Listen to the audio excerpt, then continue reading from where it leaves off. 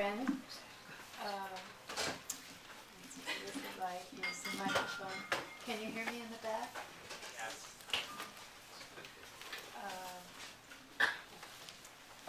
I'm going to begin with a poem called, an older poem called Doll.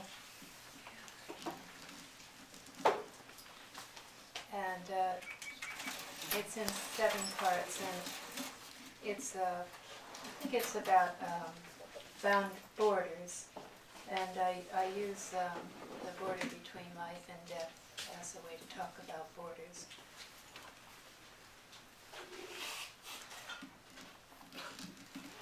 This discourse on death contains a rhetoric of borders.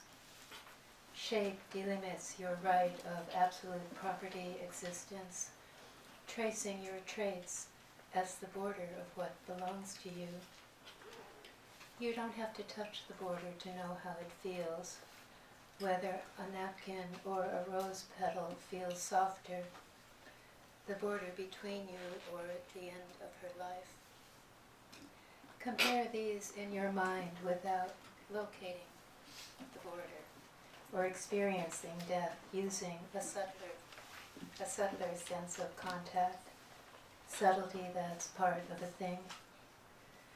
The image of a rose grows fainter until only screen is left.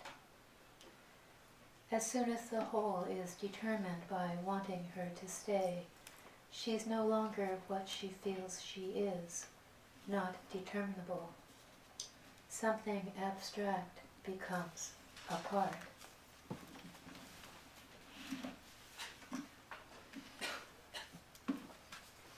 A mountain touches a cloud in clear sky, acquiring otherworldliness from light on the cloud. It has volume like a crystal, but weighs like a cardinal point.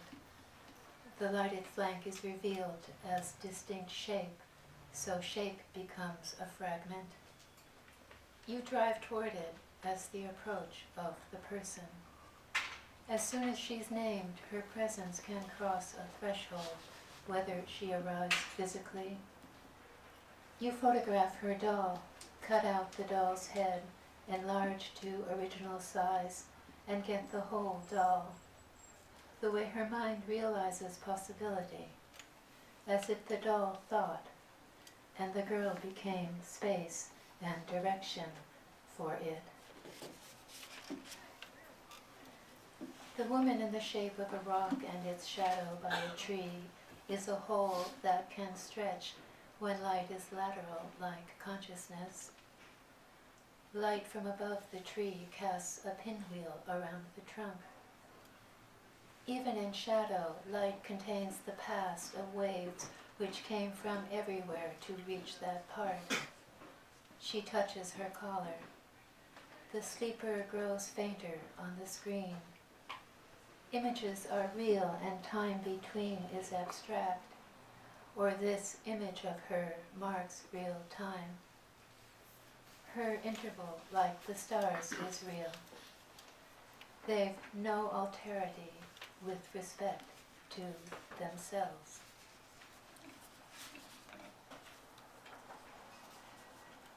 She lies down with the animals, flowering trees, magicians. Common measure between her and the screen is an irrational number. I imply 2 symbolized realities, so connecting paths traversed by light make an edge. We're the other for this boundary.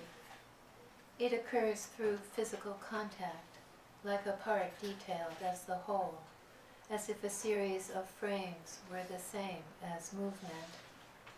When you change this point of space to a point in time, middle ground appears. Her dream is wonderful as a falling star of the whole.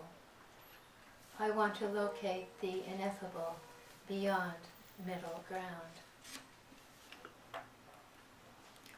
The doll consists of a tangerine, stem and 2 leaves for its head, a body of a potato, stripe sticks for arms, and some lace around the potato.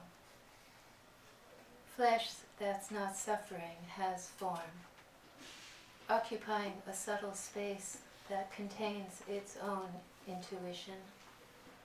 Inasmuch as it's formless, it doesn't provoke anxiety. If this little image is all there is, and space around of no significance, we've the usual view of fragmentation. The line between thing and event transcends order, not the perimeter of a lesion in a photograph, a case in which she'd so many fragments to hold together, what holds became disorganized, not abstract.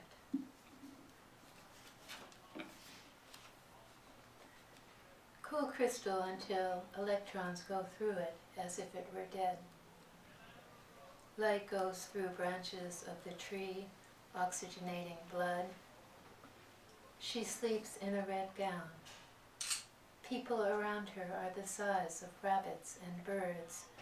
Tree trunks, water, people's clothing moved like waves. The dragon moves from a tendency to real occurrence. Nothing's needed to go there, because my memory's not found at any site. She fades to the origin of the senses, variations of a person who both inhabits a ghost and cohabits with it temporarily.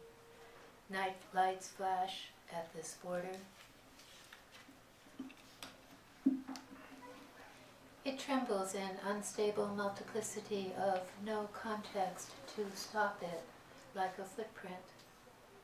An animal running leaps over me. Rocks in the sun laterally represent constellations and their shadows. You could say the extent of her being can map onto knowing, so being and knowing are identical in the infinity. The lighted boundary at which an interval is apprehended beyond its image or word is experience characterized by our relation. I mean, you are beyond subjectivity. There's an opposition, a work of mourning. There's a mirror relation, one beyond the other, an animal like a resplendent bird unfolded for her in the animal's space. What if the only concept of an interval were now, moon behind clouds the same as a lesion? What if opposing another concept to presence were impractical as a border? Interval collapses from tendency to occurrence. The misty, lighted edge calls for endurance or bliss other than opposing from both sides of a line, apart with no context for which is softer, light or the animal. It makes me hesitate, as between poles of an alternative, like a peacock, the way non-duality looks in the face of her longing, to a mother inconsolable before a blessing.